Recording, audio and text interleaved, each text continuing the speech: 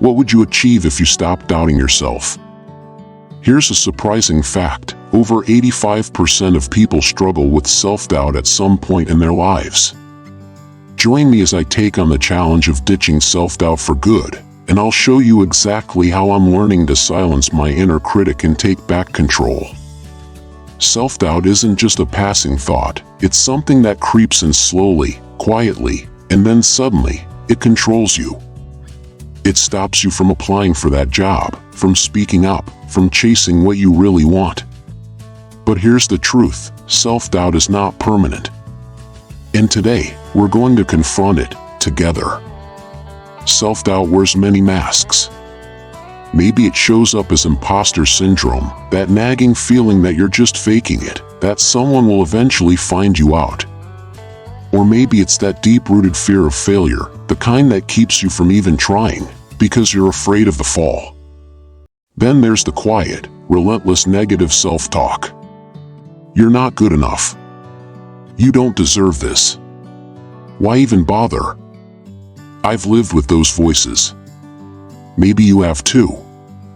These aren't just thoughts, they become patterns, and over time, they build invisible walls between us and our potential. We start to believe them. And the more we believe them, the more they shape our actions, or worse, our inactions. So how do we fight back? The first thing I learned is that you can't ignore self-doubt, you have to understand it. I started by asking, where does it come from? For many of us, it begins in childhood. A critical parent. A humiliating moment in school. A failed attempt that left a scar. We carry these memories into adulthood, and they echo back in moments of pressure. But the good news? That voice in your head, it's not you. It's a program. A belief system. And it can be changed. Here's how I started changing it.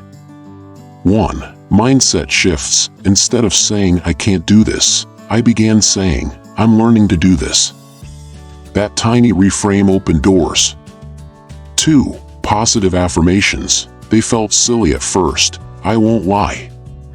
But speaking kindly to yourself rewires your brain. Every morning, I am capable. I am enough.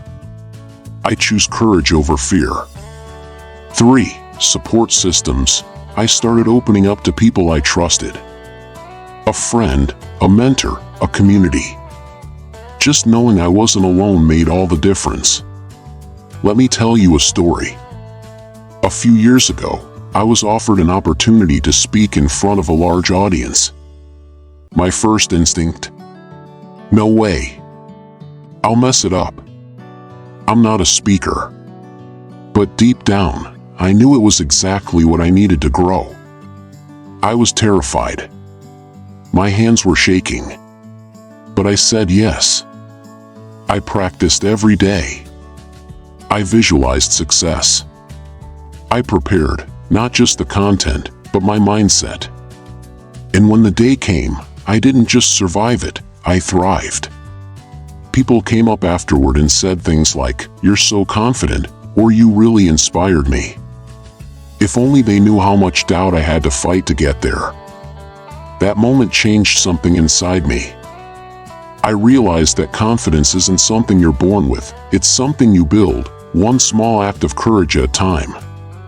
Self-doubt doesn't disappear overnight, but it can be tamed. When you recognize it, challenge it, and choose to move forward anyway, you begin to take your power back. You begin to grow. So, here's your challenge. What's one thing you're not doing because of self-doubt? Drop it in the comments. I read every one of them.